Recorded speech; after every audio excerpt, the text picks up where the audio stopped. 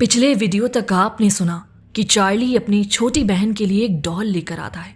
जो डॉल देखकर वो बहुत खुश होती है, लेकिन चार्ली ने देखा कि वो रंग बदल रही थी। चार्ली ने सोचा कि अगर ये डॉल अब वो वापस शॉपकीपर के पास लेकर जाएगा और इसके बदलते रंग का पूछेगा तो कहीं वो गलती से इसे ये डॉल सस्ते में दे दी, ये कहकर और पैसे ना मांगने लगे। इसीलिए उसने इस डॉल को दोबारा शॉपकीपर के पास ले जाना ठीक ना समझा। उसके बाद चार्ली अपनी यूनिवर्सिटी वापस चला जाता है। और अब आगे, जैसे ही चार्ली यूनिवर्सिटी वापस गया तो अचानक रात के तकरीबन 11 बजे चार्ली की माँ ने देखा कि चार्ली की छोटी बहन पंखे पर लटक के उस डॉल से बातें कर रही थी। चार्ली की माँ घबरा गई। उसने जैसे तैसे उसकी छोटी बहन को नीचे उतारा और उस डॉल को भी नीचे लाई।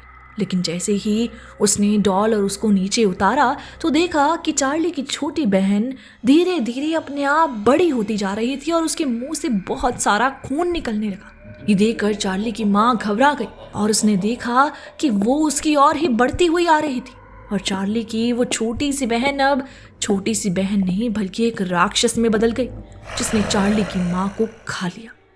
उसके अगले दिन जब चार्ली वहां पर वापस आया तो चार्ली ने ये सब देखा। ये देखकर चार्ली चौंक गया और उसकी बहन भी वहां से गायब थी, लेकिन वो डॉल वहीं पर पड़ी थी और अब उसका रंग हरा हो चुका था। चार्ली ये देखकर बहुत ज्यादा घबरा चुका था। चार्ली ने उस डॉल को लिया और लेकर वहां से चला गया। चार्ली अपनी बहन और अपनी माँ को लेकर बड़ा ही परेशान था। तभी अचानक चार्ली ने देखा कि वो डॉल कुछ अजीब सी लग रही है। ऐसा लग रहा था कि वो चार्ली को घूर घूर कर देख रही हो। चार्ली को ना जाने क्या हुआ कि चार्ली ने इस बारे में प्रीस्ट से बात करनी चाहिए और जैसे ही चार्ली ये डॉल प्रीस्ट को दिखाई तो पता चलता है कि इन सब का कारण वो डॉल ही है। ये देखकर चार्ली बहुत ज़्यादा घबरा जाता है और तब चार्ली को समझ में आता है कि उस डॉल के रंग के बदलने का कारण था कि वो अपने मकसद में कामयाब हो रही थी और उसका मकसद था चार्ली की छोटी बहन की आत्मा को अपने वश में करना।